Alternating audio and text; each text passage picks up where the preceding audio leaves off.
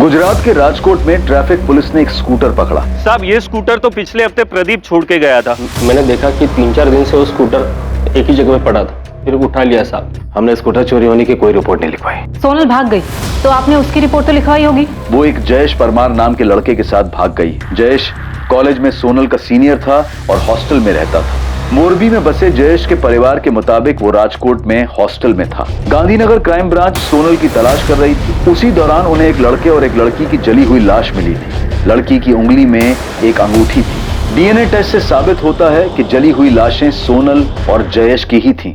क्या सोनल और जयेश की हत्या के पीछे सोनल के परिवार का हाथ है? पुलिस के पास एक अज्ञात लड़की का फोन आता है। मैं सोनल और जयेश के बारे में कुछ बताना चाहती हूँ। सोनल और जयेश ने शेखर भाटिया नाम के एक सामाजिक कार्यकर्ता के यहाँ शरण ली थी। फोन करने वाली अज्ञात लड़की बताती है कि शेखर के यहाँ अमित दवे और भावना राठौड़ नाम का एक जोड़ा और था। कौन था जिसने इस प्रेम कहानी को पूरा होने से पहले ही खत्म कर दिया था? सर, मुझे जिस लड़की का फोन आया था जो अपनी पहचान छुपा रही थी, उसने वो कॉल अहमदाबाद के किसी पीसीओ से किया था। उस लड़के ने यह भी बताया था ना कि जयेश और सोनल अहमदाबाद में। जी सर, और उसने ये भी बताया कि शेखर भाटिया नाम का एक सामाजिक कार्यकर्ता है जो घर से भागे हुए कपल्स की मदद करता है। सोनल और जयेश को रहने के लिए जगह भी शेखर भाटिया ने ही दिलवाई। सोनल, जयेश, आओ। अब ये शेखर भाटिया में बता सकता है कि अमित दवे और भावना राठौर कौन है, और अगर उन लोगों ने ही जयेश और सोनल को मारा था तो उनका मकसद क्या था? फारूक, शमशेर से कहो इस शेखर भाटिया का पता लगा।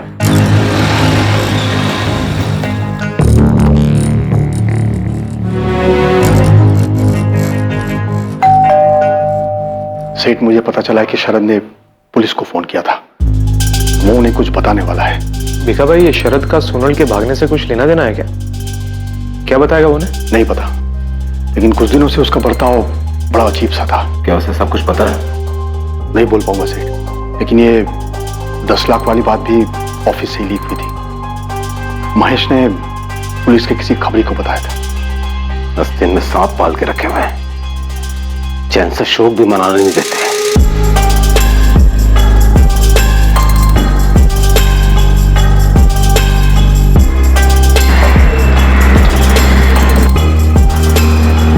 सर, मैं शरद राजपूत। डरो मत, अब तुम सेफ हो। गाड़ी में बैठो।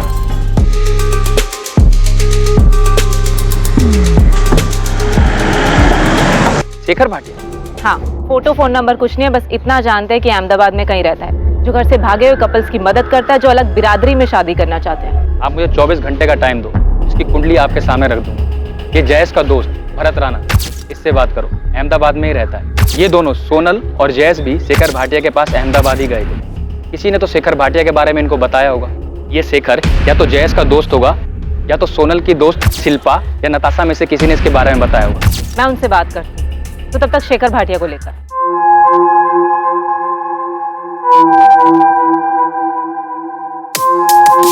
सोनल पटेल और जयेश परमार को अंदाजा भी नहीं था कि उनके घर से भागने के प्लान के अलावा एक और प्लान बना था जिसका उन्हें सामना करना था।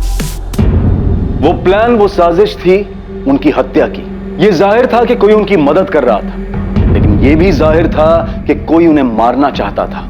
कई साजिशें रची गई थी और पुरजोर कोशिश हो रही थी इन साजिशों को अंजाम तक पहुंचाने की। सोनल अपनी हदों को पार कर रही थी और मैंने उसकी मदद की थी सर, लेकिन मैं डर गया था जब मुझे पता चला कि किसी ने उन्हें मार डाला। सीधा और साफ बताओ, तुमने सोनल की क्या मदद की थी और किस बात के लिए उसे आगाह किया था? सर, सोनल मुझे राखी बांधती थी, भाई मानती थी मुझे वो। ये सब हम बाद में सुन लेंगे शरद, सीधे पॉइंट पे आओ। 17 अक्टूबर को सोनल ऑफिस आई थी, तब मैंने उसे 10 लाख रुपए चुराते हुए पकड़ लिया था।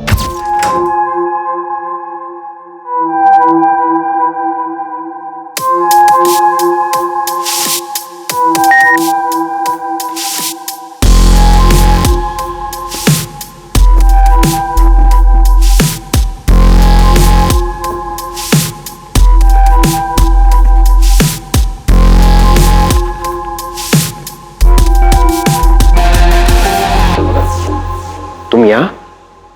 और सेठ जी, तुम्हारे पापा कहाँ हैं? भैया वो, और ये क्या कर रही हो तुम? भैया भैया प्लीज मेरी मदद कीजिए। किस चीज में? चोरी करने में? प्लीज, ये मेरी मजबूरी है। मैं अजय से शादी नहीं करना चाहती। क्या? क्यों? क्यों नहीं करना चाहती? मैं जयेश से प्यार करती हूँ। जयेश परमार मेरे कॉलेज में है। हम दोनों एक दूसरे से बहुत प्यार करते हैं। हम शादी करना चाहते हैं। उसी के लिए मुझे ये पैसे चाहिए भैया। प्लीज प्लीज मेरी मदद कीजिए। ये मेरी जिंदगी और खुशी का सवाल है भैया। मैं आपको राखी बांधती हूँ। आप बड़े भाई है मेरे। आप अपनी बहन के लिए इतना नहीं करेंगे? मैं उसके हालात समझ सकता था। अपने पापा के खिलाफ जाने के बाद सोनल के पास भागने के अलावा दूसरा रास्ता भी नहीं था, वरना वो उसे मार देते। यह तो मैं पक्का नहीं कह सकता सर, लेकिन सोनल ने मुझे बताया कि जयेश के बारे में उसने जब घर में बताया तब देवांग सेठ और सभी घर वालों ने जयेश के लिए मना कर दिया था। घर से भागने में तुमने सोनल की मदद की थी? मैंने बस इतनी मदद की कि मैंने किसी को नहीं बताया कि वो कब और कैसे भागने वाली, और उसी ने 10 लाख रुपए चुराए। मैंने सोनल से कहा था कि पहले मैं जयेश से मिलूंगा, और जब मुझे जयेश पर यकीन आ जाएगा तभी मैं उसे 10 लाख रुपए लेकर जयेश के साथ भागने दूंगा। भैया, मैं सोनल को हमेशा खुश रखूंगा। जयेश, तुम्हारे घर वालों को तुम्हारी इस प्लानिंग के बारे में पता है? नहीं, मैंने अभी तक किसी को कुछ नहीं बताया। जा कहाँ रहे हो तुम लोग? भैया, हम पहले यहाँ से सूरत जा रहे हैं और फिर उसके बाद फिर मैं वहाँ से पापा को फोन करूंगी और ये बताऊंगी कि हम दिल्ली में हैं, ताकि वो हमें ढूंढ नहीं पाए। पर तुम लोग सूरत क्या करने जा रहे हो? हमारा एक प्लान बना है सूरत में, वहाँ पर बात हुई है किसी से। देखो, मैं समझ सकता हूँ, तुम जो चाहते हो इसमें कुछ गलत नहीं है, और तुम दोनों बालिग हो, तो इसलिए तुम्हें कोई रोक भी नहीं सकता। हाँ, लेकिन अगर तुम लोग किसी प्रॉब्लम या मुसीबत में फंस जाओ तो फौरन वहां से निकल जाना। और सोनल, तुम मुझे कभी भी फोन कर सकती हो। हाँ, थैंक यू भैया। फिर वो चले गए। प्लान के मुताबिक सोनल ने सेठ को बताया कि वो दिल्ली में। अहमदाबाद के बारे में तो मुझे आइडिया भी नहीं था सर। उनके जाने के बाद उन्होंने मुझे कभी फोन नहीं किया। सर, मेरे अलावा कोई और भी है जो उनकी मदद कर रहा था, और उसी से ये अहमदाबाद वाली बात बाहर निकली होगी, जिसके बाद दोनों मारे गए। तुम्हें पता है सोनल के पापा और भाई ने उन दोनों को मारा है, तो आधी कहानी बताने का कोई मतलब नहीं बनता शरद। कैसे मारा? सर, कैसे ये तो मुझे नहीं पता, लेकिन मुझे भी लगता है कि उन्होंने ही मारा होगा। सर, स्कूटर के चक्कर में आपने उन्हें बताया कि वो दिल्ली में नहीं सूरत में है। असल में आप लोगों ने जयेश और सोनल की जान खतरे में डाल दी। सर, सोनल के पापा बहुत बड़े आदमी हैं, उन्होंने ही दोनों को मार डाला, तो मुझे भी मार डालेंगे। सर, प्लीज प्लीज मुझे बचाइए। हमने सोनल के घर वालों को बताया कि वो दिल्ली में नहीं सूरत में है। इसी से देवांग पटेल और योगेश ने उनका पता लगाया और उन दोनों को मार डाला। सर, हमने तो सिर्फ इतना बताया था कि फोन सूरत से आया था। अब वो दोनों अहमदाबाद में किसी शेखर भाटिया के वहां छुपे बैठे, ये तो हमें भी नहीं पता था। और सर, वैसे भी अगर देवांग पटेल को सोनल को मरवाना ही था तो उसे कॉल रिकॉर्ड चेक करके भी पता चल सकता था। कॉल रिकॉर्ड्स निकलवाने में वक्त लगता, तब तक सोनल और जयेश को बचने का मौका मिल जाता। नहीं सर, मुझे नहीं लगता। हमने सूरत कहा था, अहमदाबाद के बारे में कैसे पता चला? सर, मेरी सोनल की फ्रेंड नताशा से बात हुई। उसने बताया कि सोनल के भाई योगेश ने उसे डरा धमकाकर ये उगलवा लिया कि सोनल और जयेश अहमदाबाद में छिपे थे, और योगेश ने ये तब पूछा जब हमने उन्हें बताया कि सोनल ने फोन दिल्ली से नहीं बल्कि सूरत से किया था। सोनल और योगेश हमारी वजह से मारे गए। नताशा, क्या सोनल के भाई और पापा ने किसी को भेजा था उनका मर्डर करने के लिए? पता नहीं सर, लेकिन जब पता चला कि सोनल ने फोन दिल्ली नहीं बल्कि सूरत से किया था, तो योगेश भैया कॉलेज आए थे मुझसे बात करने, और वो बहुत दबाव डालने लगे मुझ पे। नताशा को इस सब के बारे में बिल्कुल भी नहीं पता था कि सोनल और जयेश के साथ ऐसा भी कुछ हो जाएगा। नताशा, हम उन्हें कुछ नहीं करेंगे, तुम सिर्फ इतना बताओ कि सोनल है कहाँ। देखो, सोनल स्मार्ट है, पर इतनी नहीं कि अकेले ही सब कुछ करा। कौन हेल्प कर रहा है उनकी? देखो, अगर सोनल को कुछ भी हुआ ना तो तुम भी प्रॉब्लम में आ जाओगी, इसलिए बताओ कहाँ है वो? वो अहमदाबाद में है। अहमदाबाद में कहाँ है? नहीं पता भैया, पर इतना ही बताया था कि उन्हें अहमदाबाद में छुपने के लिए एक सेफ जगह मिल गई है। हाँ यार, मैंने सब कुछ सोच लिया है। पर तुम दोनों जाओगे कहाँ और रहोगे कहाँ? अहमदाबाद में। अहमदाबाद में कहाँ? है एक जगह जयेश ने ढूंढी है। पर सोनल, उसके बाद का क्या? कब तक भागते रहोगे तुम दोनों ऐसे? इतने पैसे तो लेकर जाएंगे ही कि कुछ दिन और कुछ महीनों तक चुपके रह सके। और इतने पैसे आएंगे कहाँ से? पापा के ऑफिस से। अरे नहीं नहीं नहीं, वो 10 लाख को रख लो, नहीं तो पता चला एक साथ पेमेंट लेने के चक्कर में ये 10 बीघ है और महीनों तक चक्कर काटते रहेंगे हम। और सुनो, आज और कल जो है मैं वो साइट पे रहूंगा, तो ये पैसे जो है वो केबिन में रखवा देना, ठीक है? कल 17 अक्टूबर है। मैं पापा के ऑफिस से 10 लाख उठाऊंगी उसके बाद मैं और जयेश यहाँ से दूर भाग जाएंगे और शादी करके अपना घर बनाएंगे। मुझे बहुत गिल्ट फील हो रहा है। मेरी वजह से योगेश भैया को पता चला कि वो दोनों अहमदाबाद में हैं। क्या तुम्हारे अलावा भी किसी को पता था कि वो दोनों अहमदाबाद में? नताशा, इस पूरी प्लानिंग में कोई और भी था उनके साथ? मुझे नहीं पता मैम, मुझे तो बस उतना ही पता है जितना सोनल ने मुझे बताया था। साहब, आप देवांग और उसके बेटे को खाली उठाना मत, उनको खूब तोड़ना, खूब मारना उनको। उन्होंने मेरे बेटे को मारा है। अगर उन्हें सजा देनी ही थी तो अपनी बेटी को देते, हमारे बेटे को क्यों मारा? उदय जी, दामिनी जी, अभी हमारे पास कोई ठोस सबूत नहीं है कि देवांग भाई और उनके बेटे ने ही सोनल और जयेश को मारा है। हम पूछताछ कर रहे हैं। अभी हमें सिर्फ इतना पता चला है कि सोनल और जयेश अहमदाबाद में कहाँ रहते थे। हम हर एक पहलू पे नजर रखे हुए हैं। जयेश को इंसाफ मिलेगा, सोनल को भी। सर, मुझे लगता है मुझसे बहुत बड़ी गलती हो गई। आप सही कह रहे थे, दोनों बालिग अपनी जिंदगी जीना चाहते हैं, जीने दो। मैंने फिजूल में इस केस को खोला। पारुल, अब ये सोचने का कोई फायदा नहीं कि हमें क्या करना चाहिए था, क्या नहीं। हम सिर्फ इतना पता करना चाहते थे कि जयेश और सोनल सेफ हैं या नहीं, और शायद हमारी इसी कोशिश ने उन्हें खतरे में डाल दिया और कातिल उन तक पहुंच गया। सर, हमें किसी भी हाल में दोनों को न्याय दिलवाना चाहिए। जयेश के दोस्त भरत राणा को उठा लो, उसके बाद शेखर भाटिया को, उसके बाद अमित दवे और भावना राठौर को। हमें असली कातिल तक पहुंचना है, और उन सब लोगों तक भी पहुंचना है जिन्होंने किसी भी तरह से सोनल और जयेश का कत्ल करने में कातिल की मदद की।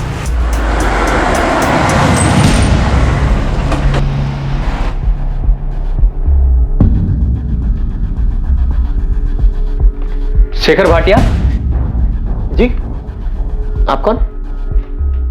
शेखर जी, राजकोट में पुलिस आपको ढूंढ रही है। क्यों, किस लिए? सोनल पटेल और जयेश परमार के लिए। सोनल और जयेश? क्या उन दोनों को? उन दोनों का मर्डर हो चुका है। गांधीनगर में उन दोनों की जली हुई बॉडी मिली है। क्या? काश जयेश मेरे पास आया होता, काश उसने मुझे बताया होता कि मैं ऐसा कुछ करने के बारे में सोच रहा। सच में भरत, उसने तुम्हें कुछ नहीं बताया? बताया होता तो मैं उसे ऐसा कुछ करने ही नहीं देता ना। मैडम, जयेश अपनी माँ बाप की इकलौती औलाद था। मेरी तरह बहुत गरीब परिवार से था। माँ बाप ने कितने सपने देखे थे उसके लिए, पढ़ाई में अच्छा था, ये बनना चाहता था। यानी सब क्या? भरत, हम सिर्फ ये जानना चाहते हैं कि सोनल और जयेश शेखर भाटिया तक कैसे पहुंचे, और अगर सोनल के भाई और बाप ने उन दोनों का मर्डर किया है तो वो उन दोनों तक कैसे पहुंचे और उन दोनों को कैसे मारा। आप बताइए, मैं आपकी मदद कैसे करूं जबकि मुझे कुछ भी नहीं पता है सिवाय इसके कि वो मेरा अच्छा दोस्त था। मुझे तो उस पर दुख कम गुस्सा ज्यादा आ रहा है। फाइनल ईयर में था, ये बन जाता अगले साल तक। पूरी लाइफ पड़ी थी उसके सामने, लेकिन नहीं, शादी और प्यार का भूत सवार हो गया। भरत, अब जो हो चुका उससे बदला नहीं जा सकता। तुम हमें बस। मैडम, मैं भी आपसे यही कह रहा हूँ कि जो हुआ है उसके बारे में मुझे कुछ नहीं पता है। मुझे तो ये समझ में नहीं आ रहा है कि मैं उसके माँ बाप को कैसे समझाऊं। वो बार बार मुझे एक ही बात बोले जा रहा है कि तू तो उसका अच्छा दोस्त था, तूने क्यों नहीं समझाया उसे। अब मैडम, मैं उसे कैसे समझाता, क्योंकि जयेश ने मुझे कुछ बताया नहीं इसके बारे में। अगर बताया होता ना तो उसको 2 थप्पड़ लगा देता, सारा ये प्यार और शादी का भूत उतार देता। भरत,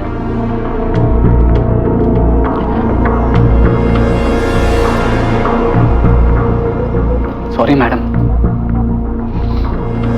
सॉरी मैडम, मुझे इसके बारे में और कुछ नहीं पता है। मैं इससे ज्यादा और आपकी मदद नहीं कर सकता। आपको लगता है कि आपने हमें बताया कि सोनल ने सूरत से फोन किया था और योगेश ने उसकी फ्रेंड नताशा से पता कर लिया कि वो अहमदाबाद में है, और हमने वहां किसी को बेचकर उसे मरवा दिया। अगर ऐसा है तो सबूत लाइए, केस बनाइए या कोर्ट में अर्जी दीजिए, फिर हमसे ये सवाल करना, और तब भी मेरा यही जवाब होगा कि हमने कुछ नहीं किया। समझाए? आपके पास टाइम होगा बेस करने के लिए, हमारे पास नहीं। चलो, अगर आप लोगों ने नहीं भी मारा तब भी ये जानना नहीं चाहेंगे कि सोनल को किसने मारा? ऐसा कैसे हो सकता कि एक बहन मारी जाती है और एक बेटी मारी जाती है, लेकिन भाई और बाप को कोई फर्क नहीं पड़ता? बचपन से लेकर आज तक मैंने उसकी सारी ख्वाहिशें पूरी की। जिस चीज पर हाथ रखा मैंने उसे ला कर दिया। अपने 18वें जन्मदिन पर मुझे उसने कहा कि पापा मुझे स्कूटर चाहिए। मैंने खुद ने जाकर उसे स्कूटर ला कर दिया। आपने अपनी बेटी के लिए जो किया हर माँ बाप अपनी औलाद के लिए करता, लेकिन इससे आपको अपनी बेटी को मारने का लाइसेंस नहीं मिल जाता, वो भी सिर्फ इसलिए क्योंकि वो अपनी पसंद के लड़के से शादी करना चाहती थी। उसने तो कर भी ली होगी शादी।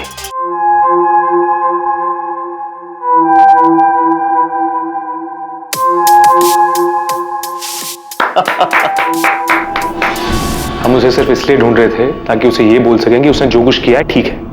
अब उसे हमसे ऐसे भागने की या छिपने की कोई जरूरत नहीं। और आप लोगों को लगता है कि मैं आप लोगों की इन बातों पे यकीन कर रहा हूं, क्योंकि इसके अलावा आपके पास और कोई चॉइस नहीं है। वरना साबित करो कि सोनल और जयेश को हमने मारा है।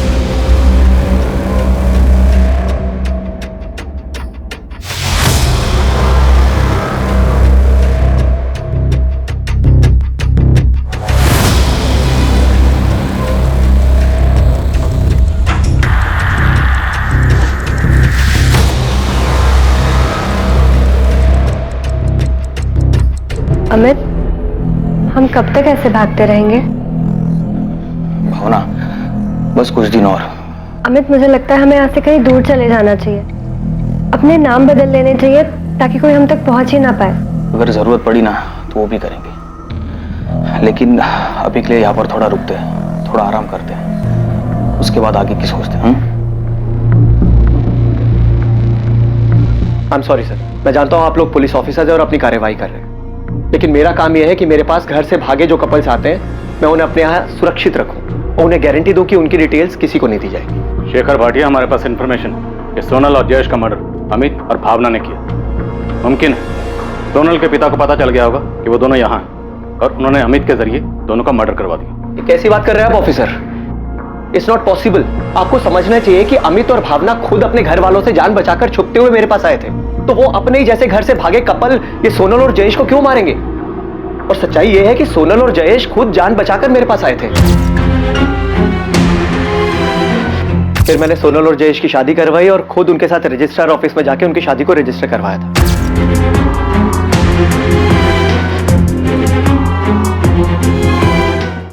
सर 19 अक्टूबर से 2 नवंबर पूरे 2 हफ्ते वो यहीं पर मेरे दिए रूम में रहे, और जब वो यहां से जाने लगे तो मैंने उनसे पूछा भी था कि क्या उन्हें पूरा यकीन है कि यहां से बाहर जाकर वो लोग सेफ रहेंगे, क्योंकि पता नहीं क्यों मुझे उनके लिए डर था।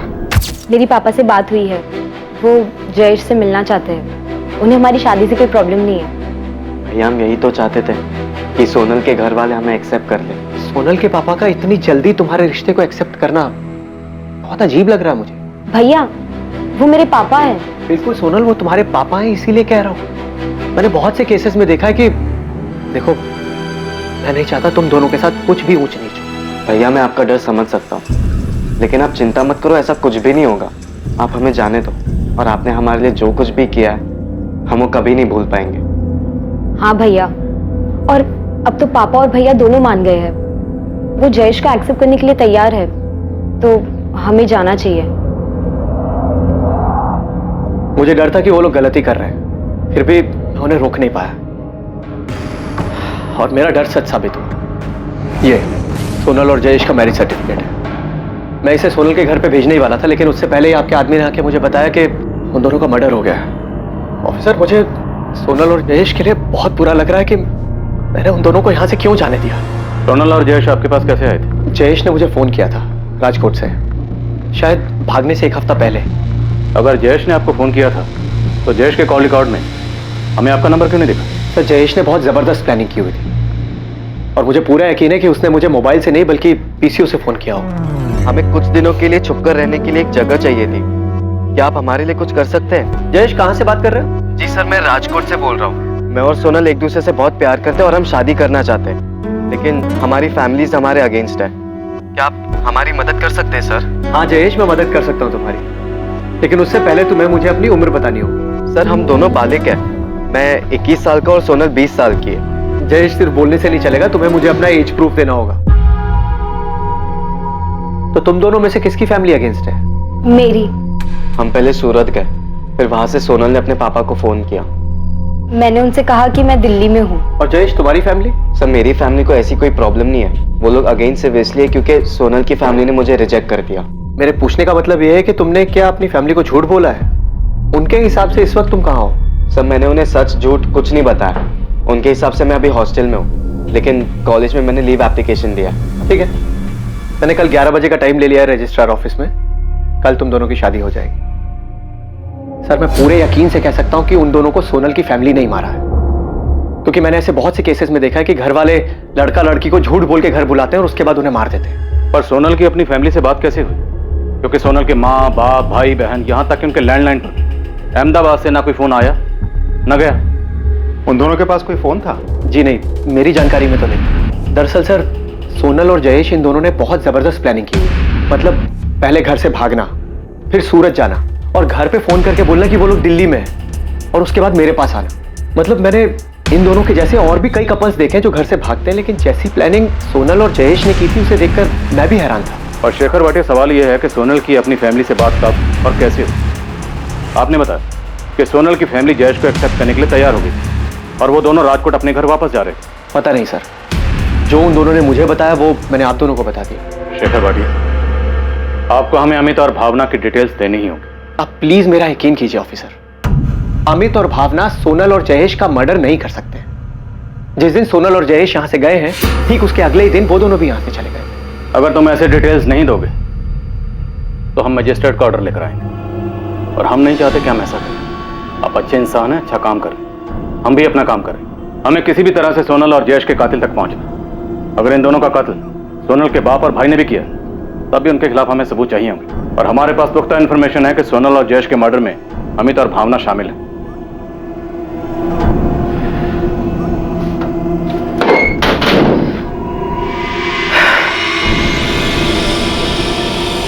ये लीजिए, इसमें उन दोनों का भावनगर का एड्रेस है जहां उनकी फैमिलीज रहती है। लेकिन मेरी आप लोगों से रिक्वेस्ट है कि प्लीज इन दोनों के बारे में इनकी फैमिलीज को नहीं पता चलना चाहिए, वरना इनके साथ भी वही होगा जो सोनल और जयेश के साथ हुआ। सर, राजकोट में बैठे जयेश को शेखर भाटिया के बारे में कैसे पता चला कि उनकी मदद कर सकता है? इस शेखर भाटिया की ना कोई वेबसाइट है, ना ऑफिस है, ना कोई प्रचार है। फिर कोई तो था जो उनकी मदद कर रहा था। इतनी प्लानिंग कि सूरत जाएंगे और दिल्ली बताएंगे, मोबाइल फोन यूज नहीं करेंगे और फिर शेखर को कांटेक्ट करना। रुपेश, हम कुछ तो मिस कर रहे हैं। सोनल और जयेश के लिए हम जिम्मेदार हैं। हमसे ही सोनल के पापा और भाई को पता चला कि फोन दिल्ली से नहीं सूरत से आया था। नहीं सर, आप फिजूल में अपने आप को जिम्मेदार ठहरा रहे हैं। मुझे लगता है ये सारा प्लान पहले ही बन चुका था। उनके घर से भागने के बाद ही उनका मर्डर, सब कुछ। सर, मुझे ये समझ में नहीं आ रहा है, सोनल ने अहमदाबाद से अपने पापा के साथ कब और कैसे बात की? शरद राज ये सामने से कबूल करने आया था। कहीं इंफॉर्मेशन के नाम पर इसने हमें घुमा तो नहीं दिया? मैं आपको घुमाऊंगा? तुम्हारी बहन जैसी सोनल को तूने 10 लाख लेके जाने दी और ये नहीं पूछा कि कहां जा रही है? मैंने नहीं पूछा सर, क्योंकि मैं ऐसी बात जानना ही नहीं चाहता था जो मुझे मजबूरी में किसी को बतानी पड़े, जिसकी वजह से सोनल मुसीबत में आ पड़े। जयेश परमार अहमदाबाद के शेखर भाटिया को कैसे जानता था? मैं किसी शेखर भाटिया को नहीं जानता। शेखर भाटिया? ये कौन है? तुम्हारे जैसे घर से भागने वालों की मदद करते हैं। शादी, मैरिज सर्टिफिकेट से लेकर चुप कर रहने की जगह तक का इंतजाम कर देगा। फोन कर लेना इसे। नहीं मैम, मैं किसी शेखर भाटिया को नहीं जानती। मैम, मुझे भी नहीं पता कि ये कौन है। राजकोट में कोई है जिसने सोनल और जयेश की मदद की हो, जिसने उनका अहमदाबाद में शेखर भाटिया से कांटेक्ट करवाया हो? मैम, वो एक्चुअली सोनल अपनी भाभी प्रिया से बहुत क्लोज थी और वो उनसे सब शेयर करती थी। माँ, चाय। और मैम, हो सकता है कि प्रिया भाभी ने उसकी हेल्प की हो। हाँ मैम, पॉसिबल है कि मुझसे पता लगाने के बाद कि सोनल अहमदाबाद में है, योगेश भैया ने प्रिया भाभी से भी पूछा हो। सोनल कहाँ है प्रिया? मुझे नहीं पता, उसने मुझे कुछ बताया भी नहीं था और मुझे नहीं पता था वो इस तरह से घर छोड़ के भागने वाली है। अगर तुमने उसकी मदद की है तो इसमें कुछ गलत नहीं है, बस हमें अब उसे घर वापस ले आना चाहिए। तुम देख ही रही हो, मैं और पापा जयेश को एक्सेप्ट करने के लिए रेडी हैं। बोलो प्रिया, कहाँ है सोनल?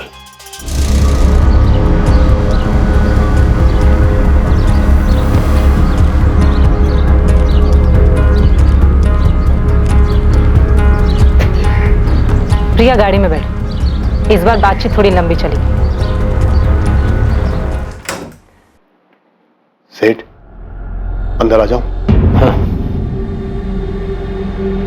सेठ, आज सुबह पुलिस वाले मुझे पूछताछ के लिए लेके गए थे। 36 तरीके से 36 सवाल पूछा उन्होंने। ये भी पूछा कि आपके और योगेश के पास कोई दूसरा नंबर है क्या। और सेठ मुझे नंबर देना पड़ा, वरना वो लोग मुझे छोड़ते ही नहीं। भीखा भाई जी, आप मेरे सबसे ईमानदार आदमी हो। जी सेठ, आपको कोई शक है? नहीं, शरद पे मुझे गुस्सा नहीं है। उसने जो किया सो किया, पर इस बात का दुख है कि जब सोनल यहां पर आई थी तभी आपको मुझे फोन करके बता देना चाहिए था। मुझे कैसे पता होता सोनल बेबी ये सब करेगी? वो आपकी लाडली भी थी। अगर उसने कहा कि उसे आराम करना है, केबिन खोल दो, तो मैं मना कैसे कर सकता सेठ?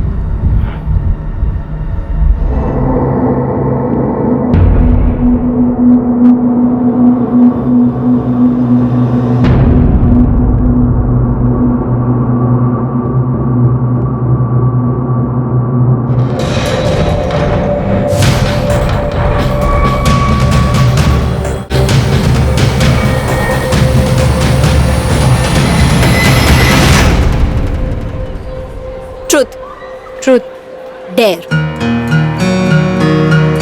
ओह डेयर। तुझे वो जो रेड चेक शर्ट में लड़का दिख रहा है, तुझे उसके टेबल पर जाना है। वहाँ पर जाकर उसकी कोल्ड ड्रिंक पीनी है, समोसा खाना है, उसका नाम और फोन नंबर लेकर आना है, फिर वापस यहाँ आकर उसको फोन करना है। ये कोई डेयर नहीं है, ये तो एक पूरा चैप्टर है। बस सोनल रहने दे, हमें पता था कि एक तो तू खुद डेयर लेगी, फिर तुझसे कुछ नहीं होगा। ठीक है, ये भी कर लेती हूँ। Let's see.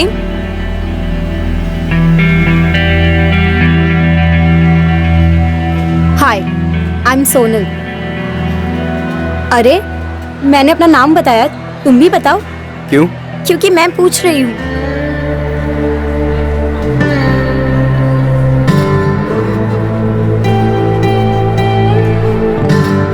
एक्सक्यूज मी, क्या चल रहा है ये सब? समोसा तो बहुत टेस्टी है। तुम जो ये अपना समझ के खा रही हो ना, इसके मैंने पैसे भरे, फ्री का नहीं है ये। एक काम करो, काउंटर पे जाओ, एक और कोल्ड ड्रिंक और समोसा ऑर्डर करो और सोनल का नाम ले लेना, तुमसे पैसे नहीं पूछेंगे। थैंक यू, बट नहीं चाहिए। तुम ये भी खा लो और ये भी पी लो। अरे अब हेलो, अब तक तो बेसिक इंट्रो भी नहीं हुआ, अपना नाम तो बताओ। क्यों बताऊं मैं तुम्हें अपना नाम? कौन हो तुम? अभी तो अंदर बताया, मेरा नाम सोनल है।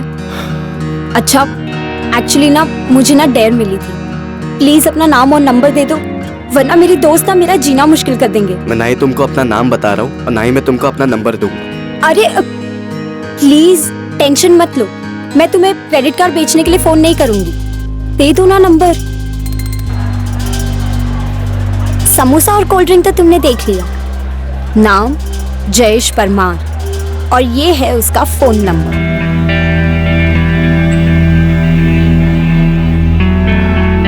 हाय हाय बाय। कितना इंसल्ट।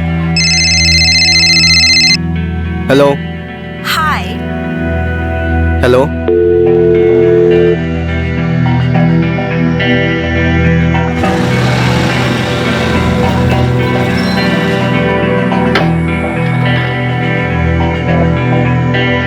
मैंने तुम्हें अपना फोन नंबर दिया तो तुम रोज रोज ऐसे कॉल करके परेशान करोगी?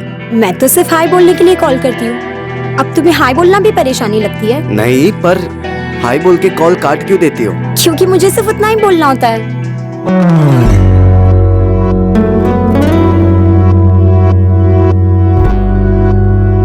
ओह, तो तुम्हें भी कुछ बोलना होता है? वैसे अगर बोलना हो तो तुम मुझे वापस फोन कर सकते हो, मेरा नंबर तो है ही तुम्हारे पास। एक रिश्ता जो मजाक से शुरू हुआ था बहुत जल्द प्यार की शक्ल ले चुका था। ऐसा प्यार जो ऊंच नीच या पैसा नहीं देखता था। उन दोनों ने ये फैसला कर लिया था कि चाहे कुछ भी हो जाए वो दोनों एक दूसरे से अलग नहीं होंगे। लेकिन उनकी हत्या ने उन्हें उस जिंदगी से दूर कर दिया जिस जिंदगी को वो साथ जीने के सपने देख रहे थे। नहीं मैम, मैंने सोनल और जयेश की भागने में बिल्कुल मदद नहीं की थी। और अब लगता है कि काश कर दी होती। रिया, तुम अब भी उनकी मदद कर सकती हो। ये बताकर कि तुम्हारे पति योगेश और तुम्हारे ससुर देवांग पटेल ने उन दोनों को कैसे मारा और उन दोनों तक कैसे पहुंचे वो। उन्होंने ऐसा कुछ भी नहीं किया मैम, उन्होंने नहीं मारा है। रिया, जुर्म छुपाना भी एक बहुत बड़ा जुर्म है। तुम मर्डरर को पता है मैम, लेकिन उन्होंने नहीं मारा है। तो फिर किसने किया है? किसके पास मोटिव था जयेश और सोनल को मारने का? जयेश के माँ बाप के पास, जिन्हें यह भी नहीं पता था कि उनका बेटा हॉस्टल में है या नहीं। प्रिया, मैं आखिरी बार पूछ रही हूँ, क्या सोनल उन्हें मिली? कैसे पहुंचे वो उस तक? नहीं मिली, ढूंढने पर भी नहीं मिली, और उन्होंने नहीं मारा है सोनल को। सर, योगेश और देवांग पटेल के बाकी के 2 नंबर्स भी हमने स्कैन किया, लेकिन कुछ मिला नहीं। किसी हिस्ट्री शीटर का नंबर नहीं, कोई सस्पिशियस एक्टिविटी नहीं। अहमदाबाद में किसी को कॉल किया? नहीं सर। ऐसा कैसे हो सकता रुपेश? कहीं हम गलत ट्रैक पर तो नहीं?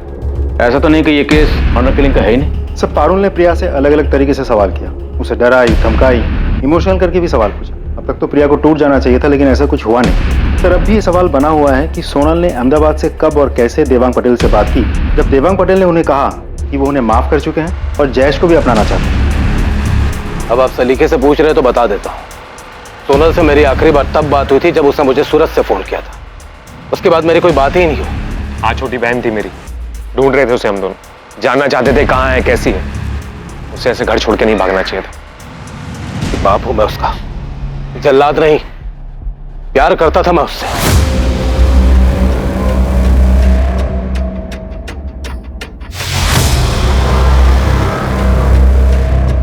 सर, शमशेर का फोन आया था। उसने भावनगर में अमित के किसी दोस्त के जरिए अमित दवे और भावना राठौर का पता लगा लिया है। कहाँ वो दोनों? अहमदाबाद के किसी लॉज में छुपे बैठे हैं। क्या सोनल और जयेश की हत्या वाकई इतनी सफाई से की गई थी कि पुलिस को उनके हत्यारे के खिलाफ कोई सबूत नहीं मिलने वाला था? क्या अमित और भावना इस हत्याकांड की सच्चाई को रोशनी में लाने वाले थे? क्या उन दोनों ने ही सोनल और जयेश के कत्ल की साजिश रची थी? सर, हम दोनों बालिग हैं और हमने अपनी मर्जी से शादी की है। सर, आप अगर हमें हमारे घर वालों के पास भेज देंगे तो वो हमें पक्का मार देंगे। तो खुद को बचाने के लिए तुम लोगों ने सोनल और जयेश को मारा, ताकि जब जली हुई लाशें मिले तो सबको यही लगे कि तुम लोग मर गए और उसके बाद तुम लोग आजाद हो जाओ। यही प्लान बनाया था ना तुम दोनों ने? ये आपको किसने बताया? ये छोड़, आगे बोल। ये आपको राशि ने बताया? जिसने भी बताया हो, प्लान तो तुम्हारा ही था ना? सर, आप उस राशि की बातों में आ गए। हम ऐसा क्यों करेंगे? बेचारे सोनल और जयेश भी हमारी तरफ अपने पापा के डर से अपने घर से ही भागे हुए थे सर। और हम सब, यहाँ तक कि राशि और उसके हस्बैंड रौनक भी शेखर भैया के घर पे अहमदाबाद में छुपे हुए थे, और हम सब ने साथ में मिलकर बहुत अच्छा टाइम बिताया सर। हम क्यों मारेंगे सोनल और जयेश को? उनकी तो नई नई शादी हुई थी, हमारी तरह वो भी बहुत खुश थे और हम सब अच्छे दोस्त बन गए थे। और सर, मुझे मालूम है आपको ये राशि नहीं बताया, क्योंकि मैंने राशि को बताया था। तो खुद को बचाने के लिए किसी को भी मार दोगे? ऐसा मैं नहीं, अमित कह रहा था। अरे यार, मैं तो मजाक कर रहा था यार। देखो, हम सब की हालत क्या है, हम ऐसा क्या करें कि हमारे घर वाले हमारा पीछा करना छोड़ दें। तो बस मैं ऐसे ही फालतू की आइडियाज फेंक रहा था यार। और मैंने कहीं पे देखा हुआ था कि 2 लोगों की लाश मिलती है और लोग उन्हें किसी और की समझ लेते हैं। तो तुमने सोचा तुम किन्हीं 2 लोगों को मार दोगे और तुम्हारे घर वाले सोचेंगे कि तुम और भावना मर गए। अरे यार, वो तो मैंने ऐसे ही बोला था। क्या मैं सच में ऐसा करूंगा? सर, मैंने ऐसे ही बोला था उसको, लेकिन राशि ने कुछ ज्यादा ही सोच लिया था। इसलिए आप लोगों को उसने बोला कि हमने सोनल और जयेश को। सर, सोनल और जयेश के मर्डर के बाद तो हम खुद डर गए थे। जैसे ही हमने नेट पे पढ़ा उनके मर्डर के बारे में, हमने अगले ही दिन शेखर भैया का रूम छोड़ दिया। फोन है तुम दोनों के पास? हाँ सर, हमने अहमदाबाद से प्रीपेड सिम कार्ड खरीदे थे। दोनों अपना नंबर दो।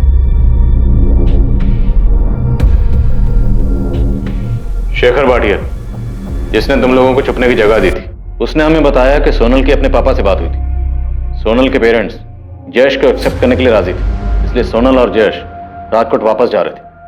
जिस दिन उन दोनों का मर्डर हुआ उस दिन तुम दोनों वहीं थे। तुम लोग क्या जानते हो इस बारे में? सर, जहाँ तक मुझे पता है सोनल की अपने पापा से कोई बात नहीं हुई थी। तुम्हें पता है कि सोनल कहाँ जा रही थी? सर, मैं और अमित तब शेखर भैया के रूम पे ही रह रहे थे जब सोनल और जयेश वहां से गए। सोनल बता रही थी कि वो गांधीनगर शिफ्ट हो रहे हैं। एरिया का तो अभी पता नहीं, लेकिन गांधीनगर में कहीं लेंगे घर। अच्छा, अपना खुद का? खुद का तो अभी नहीं, देख रहे अभी फिलहाल रेंट पे, शायद बात चल रही है बस। गुड यार, all the best Sonal. Thanks यार। बस एक बार घर ले लो और सब कुछ सेट कर ले, फिर मैं तुम्हें फोन करती हूँ। आना तुम दोनों। बिल्कुल पक्का आएंगे। सोनल और जयेश गांधीनगर में घर रेंट पे ले रहे थे। हाँ सर। कौन दिलवा रहा था? पता नहीं सर, सोनल और जयेश ज्यादा कुछ बताते नहीं थे। पर कोई तो था जो उन्हें वहाँ घर दिलवा रहा था। क्या? गांधीनगर में घर रेंट पे? मतलब वो राजकोट जा ही नहीं रहे थे? जी शेखर जी, ये अमित और भावना से अभी अभी हमें पता चला है। इसका मतलब उन दोनों ने मुझसे भी झूठ बोला। पर क्यों? शेखर जी, क्या आप हमें बता सकते हैं कि वो कौन है जो उन्हें गांधीनगर में घर दिलवा रहा था? नहीं सर, इस बारे में तो मुझे कोई आइडिया नहीं है। बल्कि अगर मुझे पहले से पता होता तो मैं खुद वहां जाकर चेक करता कि वहां सब ठीक है कि नहीं। उन्हें इस तरह से अपनी जिंदगी खतरे में नहीं डालने देता सर। एक मिनट भावना, तुमने अभी कहा कि वो गांधीनगर में शिफ्ट करने के बाद तुम्हें कॉल करने वाली थी। बस एक बार घर ले लो और सब कुछ सेट कर ले, फिर मैं तुम्हें फोन करती हूँ। हाँ, उसने कहा था वो कॉल करेगी। और अगले दिन 3 नवंबर को जब हम शेखर भैया का रूम छोड़ के जा रहे थे, मैंने उसे कॉल भी किया था, पर उसका फोन स्विच ऑफ आ रहा था। और अगले दिन पता चला कि उन दोनों का मर्डर हो गया। सोनल का फोन स्विच ऑफ आ रहा था? सोनल के पास फोन था? सोनल और जयेश दोनों अपना फोन राजकोट में ही छोड़कर गए थे? नहीं सर, फोन था। वो दोनों एक ही फोन यूज कर रहे थे। सोनल और जयेश का अहमदाबाद का फोन नंबर पुलिस को एक बड़ी सफलता दिलाने वाला था।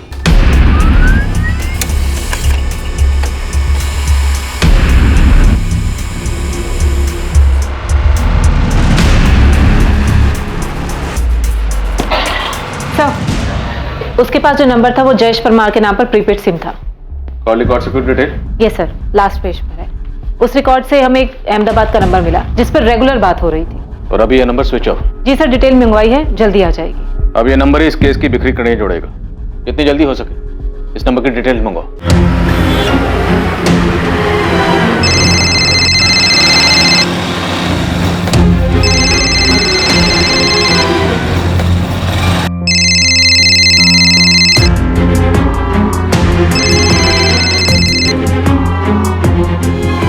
भरत राणा, तेरी सब इंस्पेक्टर रुपेश से फोन पे बात हुई।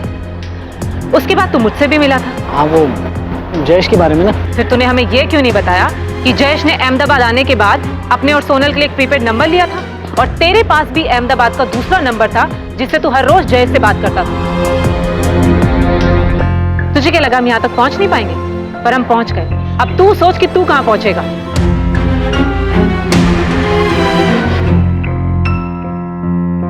भागने की सोचना भी मत, कोई चांस नहीं।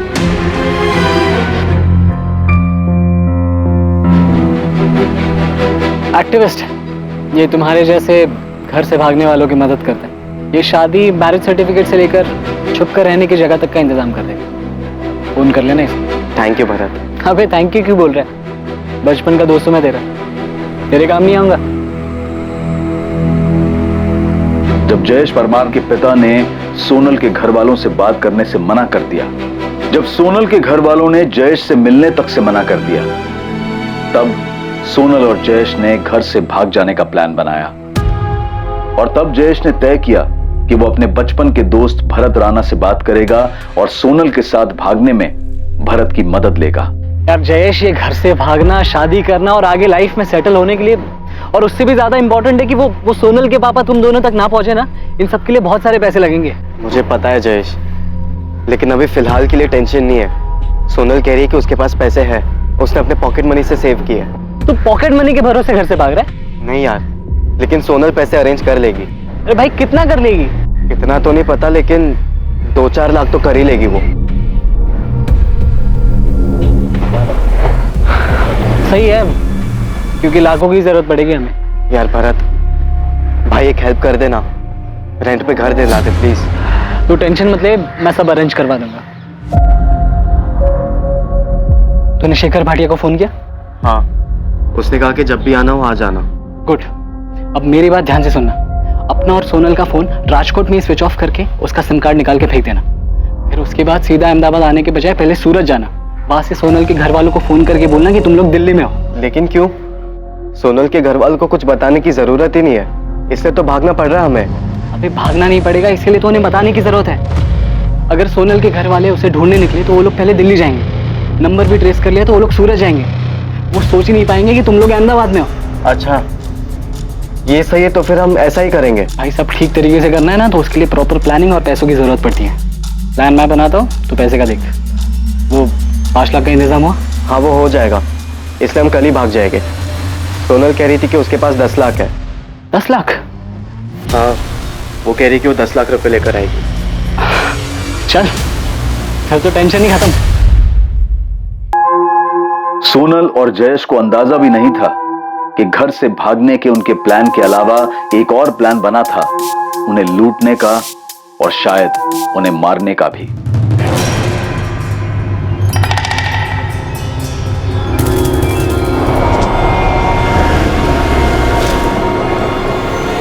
भरत, ये तो हमें कहाँ ले आया है? यहाँ पर मुझे कोई भी घर दिखाई नहीं दे रहा है। कैसे नहीं दिखाई दे रहा? कितना बड़ा घर है देख। यहाँ तो सिर्फ तुम दोनों ही रहोगे और कोई नहीं आएगा यहाँ।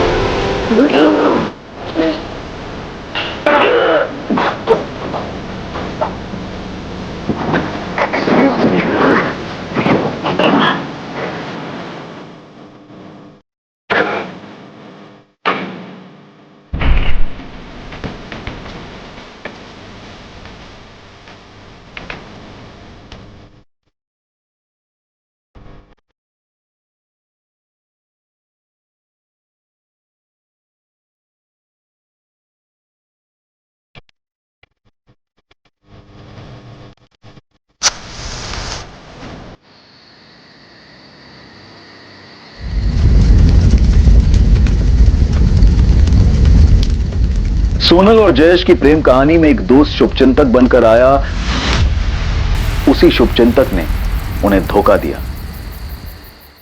भरत राणा, ऐसा क्या हुआ था कि तू बचपन से मदद करने वाला दोस्त मसीहा से सीधा शैतान बन गया?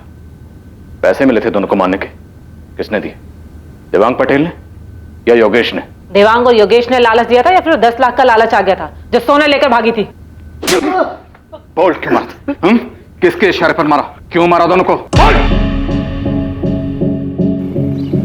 सोनल और जयेश की हत्या की साजिश उनके घर छोड़कर भागने के प्लान के साथ ही रची गई थी।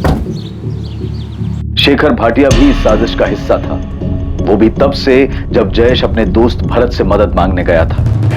शेखर भाई लड़की बहुत मालदार पार्टी है, राजकोट की बहुत बड़ी फैमिली से। तो उन दोनों को यहाँ लेके आना, हेल्प की फीस 5 लाख बोल रहे हैं। उन दोनों को भी मैं यही रख दूंगा, पैसा आधा आधा कर लेंगे। नहीं भाई, लड़की बहुत बड़े घर की है, छोटी जगह में रह नहीं पाएगी, इसलिए तो जयेश को अलग से घर चाहिए रेंट पे। यहाँ लेकर आऊंगा तो बेकार में दिक्कत हो जाएगी। नहीं अरे मैं कह रहा हूँ तू लेके तो आ, घर से भाग के आ रहे हैं, छुप के रहना पड़ेगा। ऐसे में कहाँ सब उनकी मर्जी से मिलने वाला है? चिंता मत कर, तू लेके आ, देख लेंगे। ये तुम लोगों का बेड है और ये कबर्ड। भरत, तूने मुझसे उस जगह के 5 लाख लिए, वो जगह 5 लाख की है। अबे सिर्फ जगह के पैसे नहीं लिए, शादी करवाई, रजिस्ट्रेशन करवाया, रहने को जगह दी है, सेफ्टी है, खर्चा होता है भाई इन सब चीजों में। भरत देख, मुझे मत सिखा, मैं भी कॉमर्स स्टूडेंट हूँ, मुझे पता है कि कहाँ पर कितना पैसा खर्च हो सकता है। भरत भाई, हम ऐसे 10 लोगों के बीच में इतनी कम स्पेस में नहीं रह सकते। हम दोनों को अपना खुद का घर चाहिए। तो बड़े घर के लिए बड़ा पैसा लगता है, 5 लाख रुपए में यही मिल सकता है। लेकिन भरत, जब मैंने तुझसे बात की थी तब तूने मुझे कहा था कि इतने पैसों में आराम से एक घर मिल जाएगा रेंट पे, और थोड़ा और आगे जाएंगे तो 1 रूम किचन मिल जाएगा, वो भी खुद का। जयेश यार, मैंने तुझे शेखर भाई के साथ मेन सिटी में रखा है, अब ऊपर से तू बोल रहा है। सॉरी भरत, हम यहाँ पर नहीं रह पाएंगे। हाँ तो मेरी तरफ से भी सॉरी यार, क्योंकि 5 लाख रुपए में यही मिल सकता है। लेकिन तूने पहले तो कहा था कि हो जाएगा सब कुछ। हाँ तो मैं तो अब भी बोल रहा कि हो जाएगा, बस 5 लाख रुपए और चाहिए, सिंपल। भरत, तुझे पहले 5 लाख दिए, अब तुझे और 5 लाख चाहिए।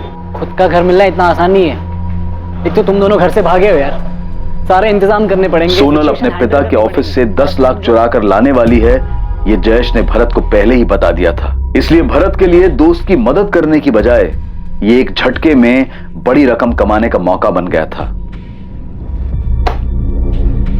अब क्या करना है? वो लोग तो जान खा रहे, बोल तो दिया कि गांधीनगर में घर दिखाऊंगा, लेकिन अब कहाँ लेके जाओ? अरे ले जा कहीं भी और छोड़ के वापस आ जा। कुछ तो करना पड़ेगा। और राजकोट पुलिस का भी फोन आया था, सोनल का स्कूटर मिला है उन्हें। वो जयेश के माँ बाप का भी फोन आ रहा था। सुन, मेरा एक दोस्त है राजू, इन दोनों को उसके साथ गांधीनगर ले जा, और वहां जाकर सल्टा दे। सल्टा दे मतलब मार डालू? हाँ, देखिए पैसे तो हमें मिल ही गए, बाकी के और 1-2 लाख जो होंगे वो भी हमारे हो जाएंगे। मार के जला देते हैं इन्हें। वैसे भी घर से भागे हुए हैं, किसी को कुछ पता नहीं चलेगा कि कहां गए। अरे ज्यादा सोच मत, मैं कह रहा हूं ना मार देते हैं, कहीं अगर पकड़े गए तो हमारे लिए लेने के देने हो जाएंगे। और तू बोल रहा था ना लड़की का बाप बड़ा आदमी है, छोड़ेगा नहीं हमें। और मिस्टर एक्टिविस्ट, अच्छी एक्टिविटी की तूने। बाहर से प्रोटेक्शन देने के नाम पर खुद ही लोगों की जान ले रहा था। इससे पहले ऐसे और कितने मजबूर लोगों को ठगा और मारा है तूने। किसी को नहीं सर, बस पहली बार हुआ ये। एक साथ इतने पैसे देखकर फिसल गया था मैं। 2 मासूम लोगों की जान ले ली, जान लेने के बाद उनको जला दिया और बोल रहा फिसल गया। रुपेश, दोनों की ऐसी कुटाई करना कि इनकी चीखें मेरे केबिन तक सुनाई दे।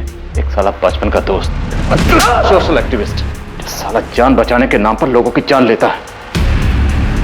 साथीदार कहां है? वो तीसरा साथीदार राजू कहां है?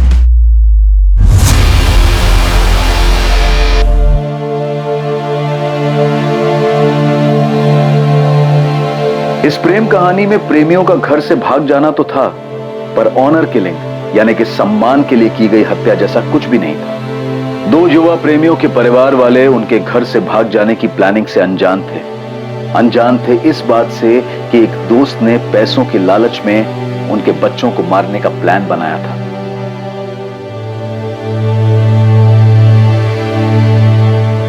भरत राणा, शेखर भाटिया और राजू प्रजापति पर आईपीसी की धारा 302 के तहत हत्या और आईपीसी की धारा 201 के तहत सबूत मिटाने के लिए मुकदमा दर्ज हुआ है।